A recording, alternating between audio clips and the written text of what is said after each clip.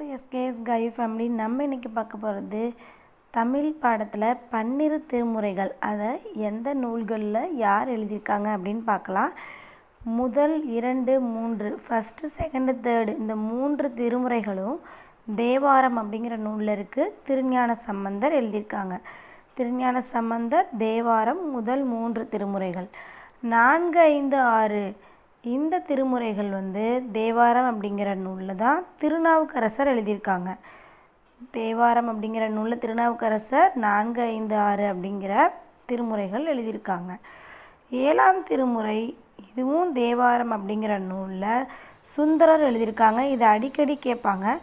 7ஆம் திருமுறை யார் எழுதியிருக்காங்கன்னா சுந்தரர். 8ஆம் திருமுறை திருவாசகம் திருக்கோவையார் அப்படிங்கிற நூலில் மாணிக்கவாசகர் எழுதியிருக்காரு. 8ஆம் திருமுறை திருவாசகம் திருக்கோவையார் மாணிக்கவாசகர்.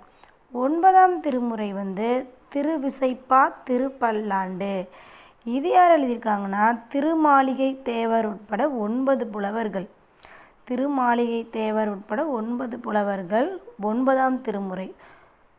10ஆம் திருமுறை இது அடிக்கடி கேட்பாங்க. 10ஆம் திருமுறை திருமந்திரம் அப்படிங்கிற நூலில் திருமூலர் எழுதியிருக்காங்க.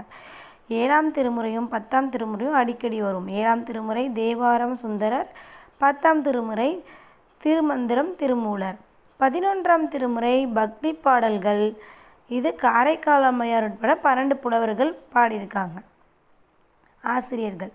12ஆம் திருமுறை இது பெரிய புராணம் நூலில் சேக்கிழார் எழுதியிருக்காரு. இதுவும் முக்கியமானது. 12ஆம் திருமுறை பெரிய புராணம் நூலில் சேக்கிழார். இதுதான் 12 திருமுறைகள்ங்க. இது ரொம்ப உங்களுக்கு எல்லா எக்ஸாமுக்கும் யூஸ்ஃபுல்லாக இருக்கும், தெரிஞ்சுக்கோங்க. தேங்க்யூ.